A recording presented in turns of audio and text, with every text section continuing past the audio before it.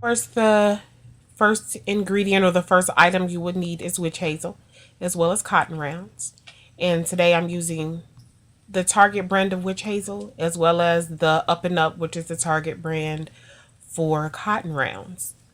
I would normally use Dickerson, but at the time I went to get it, they were out, so I got what was there.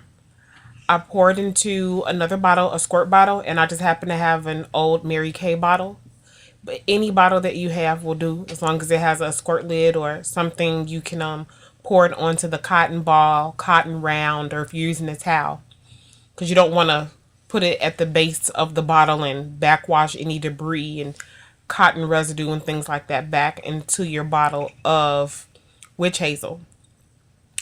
I'll be starting in the middle of Jayla's head, and I thank her for being my model, my daughter Jayla. She had two strand twists, and all I'm doing is cleaning the scalp with witch hazel.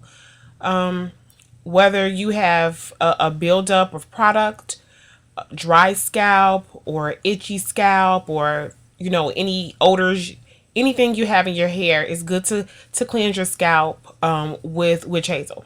These twists are pretty. Oh, they're about 2 weeks old, and it's time for me to wash her hair. So before I took her twist down to wash her hair, I cleanse the scalp with witch hazel. You can do this as often as you need to, every day, depending on your own scalp. Every other day, once a week. It's up to you how you want to do it. So I went to start at the back and clip the hair up. That way you can keep track of what you actually cover when you're doing it. Because she has a lot of hairs and a lot of twists. So if you're doing it with braids or twists, you could do it in between the parts. And that's great. So just squirt it right on here. Like so. And rub across, like I usually do, across the neck and across any of the parts. And you go side to side, side to side, up, down, however you want to do until you cover the entire head. It's not a problem.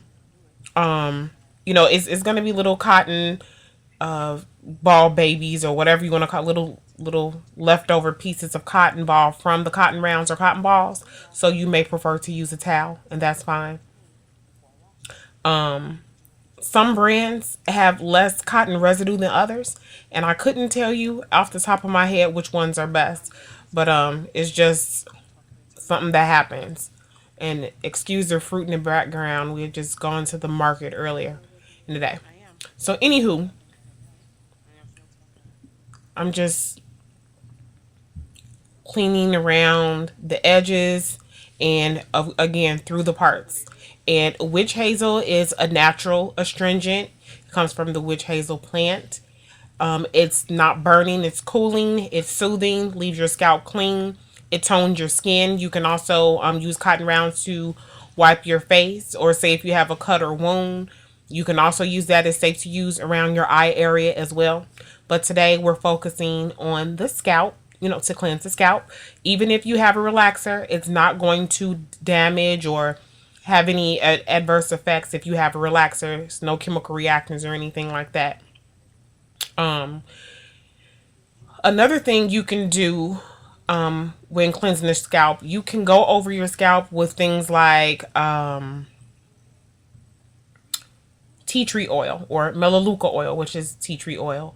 Once your scalp is clean, you can also take cotton rounds and go through your parts with olive oil, or that's also antifungal and antibacterial. It's good for your hair and your scalp as well.